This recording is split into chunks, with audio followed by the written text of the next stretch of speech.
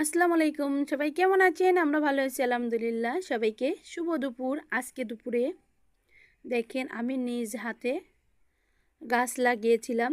সেই গাছের এই বছরে প্রথম এই যে 4টা লাউ ধরছিল, কিন্তু নষ্ট হয়ে যায় একটা লাউ পেরে নিয়ে আসছি। আর এই সিমগুলো কালো কালো সিম, খুবই সুস্বাদু। এই সিমগুলো ধরেছে তাই পেরে নিয়ে আসছি। আর এই যে কাঁচা মরিচ, গাছের কাঁচা মরিচ দেখেন, সব টাটকা। সব কিছু এইমাত্র পেরে নিয়ে আসছি, নিয়ে রান্না করব। তাই আপনাদের টাটকা সবজিগুলো আপনাদের সাথে শেয়ার করছি। আর এই টাটকা সবজি কে কে পছন্দ করেন কমেন্ট করে জানাবেন।